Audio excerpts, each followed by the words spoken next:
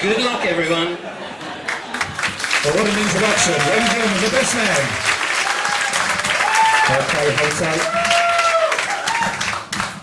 Right, good afternoon, ladies and gentlemen. For those of you that don't know me, I'm Paul, Ian's older brother, and I'm very honoured to have been asked to be best man today. It's also great to see that Ian has finally accepted that I am the best son that our parents have. So, welcome to the only 10 minutes of the day that Amanda has not had complete control over. I'd like to start by thanking Ian and Amanda on behalf of everyone for inviting us to this wonderful day. Although, personally, I wish they hadn't bothered, as standing here in front of 100 people, many of whom I don't know, attempting to make them laugh, is not really my ideal way to spend my time. And it certainly isn't having the greatest effect on my bowels. Those of you that know about my stomach problems know full well that I really don't need any extra help in that department.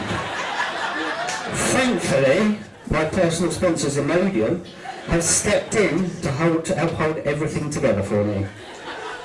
Naturally, I am very nervous, although this is not my first public speech. Just the other week, I was asked to speak at the Bulimia Society. The place was heaving.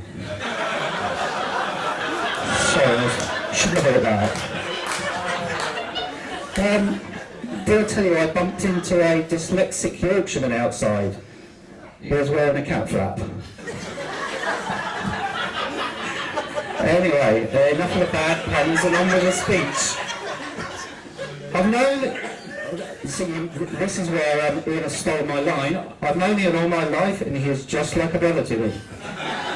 Ian Dave MacDonald was born on June 17th, 1975, a date also notable for nothing. I've trawled the internet, and the most significant event of June 17th, 1975 was the citizens of Northern Mariana Island approving Commonwealth status with the USA. I just have to assume that God took the day off, so nothing important happened. Ian is the second of 4 children, and along with myself, one of the only 2 of those 4 children that cannot be classed as an accident.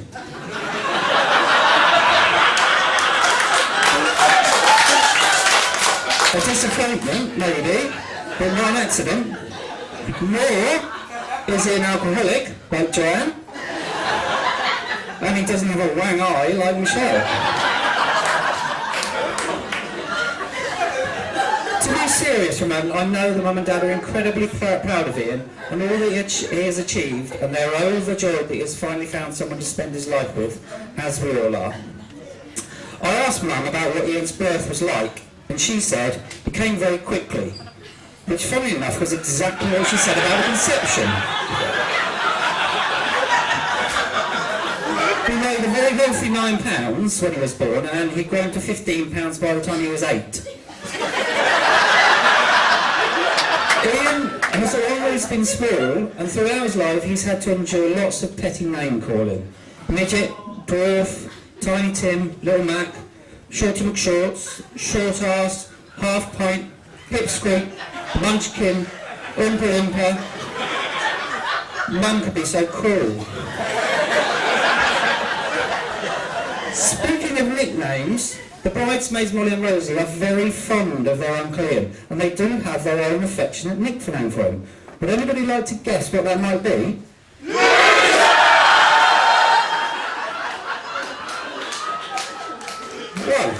Well, I thought it was Unky, but if that's the consensus, we'll go with that.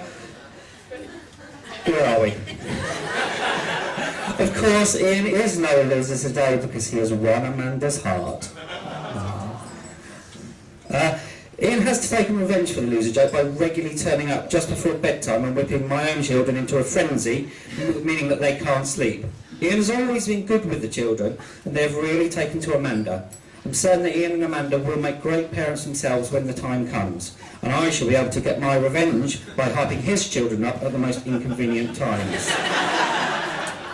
At school, Ian was a slightly slow starter, which means I'm so pleased to hear from Amanda that these days he is a quick finisher. I know many of you may know Ian very well, but there may be some things you don't know about Ian. For example, did you know that in all his 38 years, Ian has only ever read one book? Jazz mags don't count as they require little reading. Now, if you're going to only read one book in your lifetime, you'd think you'd choose a classic. Lord of the Rings, maybe? Wuthering Heights? Dickens? Jane Austen? No, Ian chose something a little more lowbrow. And in the bag down here, I have that very book. Oh, that's quite a short. Not 50 Shades of Grey. No, Superman. A literary classic, if ever there was one. So there you go, Ian. You can read it for a second time. When I knew I was going to be best man, I asked some people for some do's and don'ts for the speech. One of the things I was told was not to reveal anything too embarrassing about the groom. This was a good bit of advice, as I don't think Ian would have liked me to mention the massive collection of adult literature that he used to keep under his floorboards. Did you know that, Mum? Shush!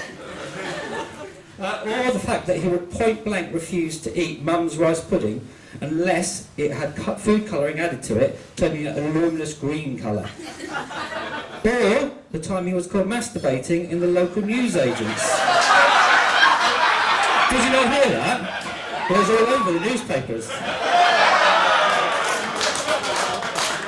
The other bit of advice is that I should, under no circumstances, mention Ian's previous relationships and womanising ways.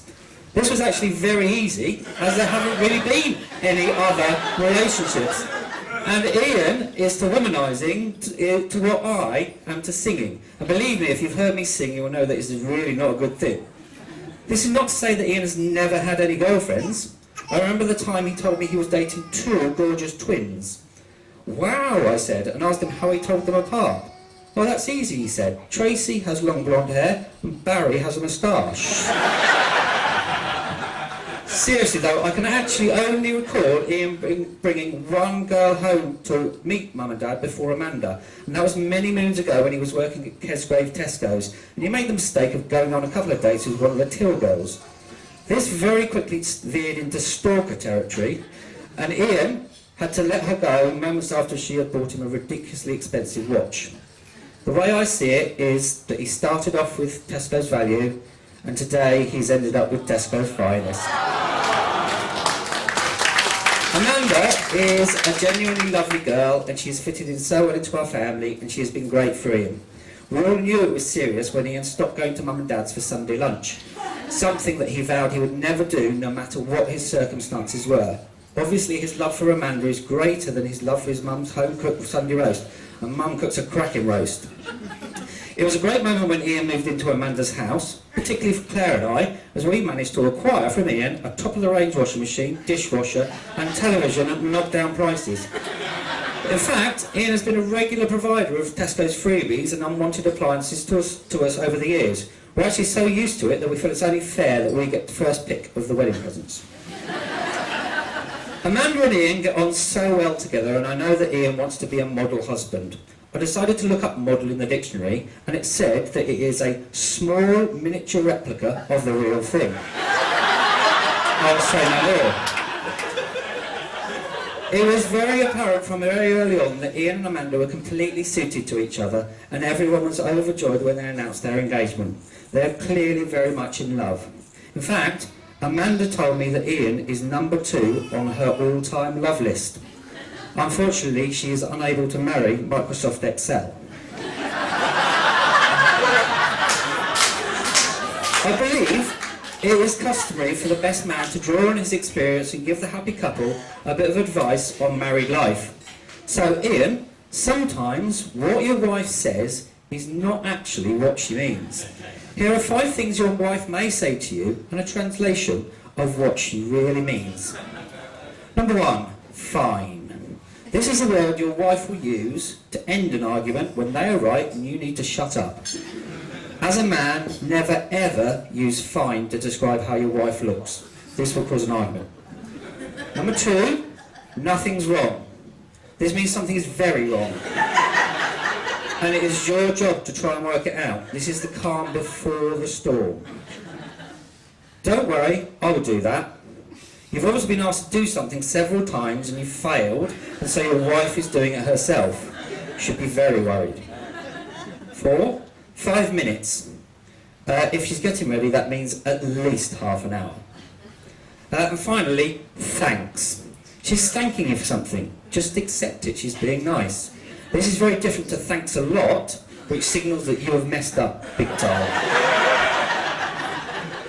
Amanda, men are simple beings, but here are 5 tips to help you understand your new husband. Number 1, men are not mind. If you want something, just say it. Subtle hints do not work. Strong hints do not work. Obvious hints do not work. Just say it. Number 2, if something we say can be interpreted in 2 ways, and one of those ways makes you sad or angry, we meant it the other way. Number 3, learn to work the toilet seat. You're both adults. If it's up, put it down. We need it up, you need it down. You don't hear us complaining when you're leaving it down. Number 4, something itches, wherever it might be, it will be scratched. It's what men do. Finally, Christopher Columbus didn't need directions. Neither do we.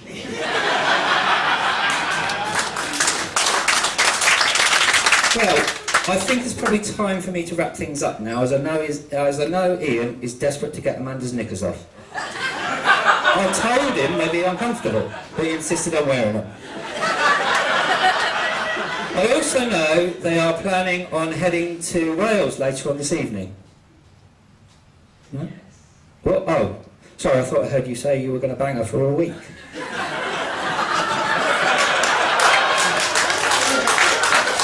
In all seriousness, today has been wonderful so far, and we still have an evening of fun and happiness to come. I know I've been giving Ian a hard time in my speech, but it is all in jest. I can honestly say we have always got on extremely well.